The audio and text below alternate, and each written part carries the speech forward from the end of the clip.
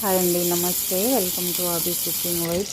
ఈరోజు మనము వెన్నతో వంకాయ పచ్చడి చేసుకున్నాము. ప్లీజ్ సబ్స్క్రైబ్ చేసుకోండి మన ఛానల్ని. ఫస్ట్ మనము పచ్చిమిర్చి ఫ్రై చేసుకుంటున్నాము. తర్వాత తాలింపు గింజలు వేసుకున్నాము, అవి కూడా ఫ్రై చేసుకొని పచ్చిమిర్చిలో వేసి మిక్సీ పట్టుకున్నాము. అన్నీ కొంచెం మెత్తగా కాకుండా పచ్చగా మిక్సీ పట్టుకున్నాము. ఈ పచ్చడి బాగుంది. తర్వాత కొంచెం ఇంగు వేసుకున్నాము. ఈ తాలింపు గింజల్ని పచ్చిమిర్చిలో వేసి మిక్సీ పట్టుకున్నాము. తర్వాత ఇంకొంచెం వెన్న వేసుకొని వంకాయలు ఫ్రై చేసుకున్నాము. దాంట్లో కొంచెం సాల్ట్, కొంచెం పసుపు వేసుకున్నాము. ఇవి ఫ్రై అయిన తర్వాత టమాటా ముక్కలు ఫ్రై చేసుకున్నాము. తర్వాత కొంచెం వెన్న వేసుకుంటూ అన్నీ ఫ్రై చేసుకోవాలి. కొంచెం వేసుకుంటూ మన టేస్ట్ని బట్టి కొంచెం ఎక్కువ వేసుకోవచ్చండి.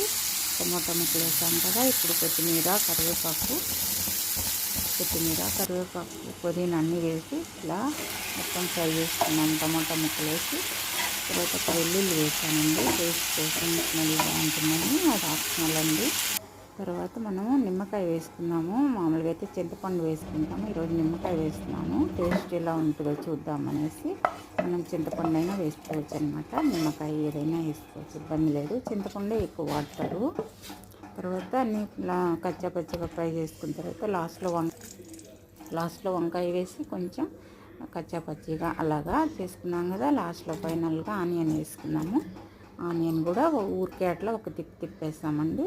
తర్వాత టేస్ట్ని బట్టి సాల్ట్ కొంచెం తక్కువ ఉంటే వేసాను.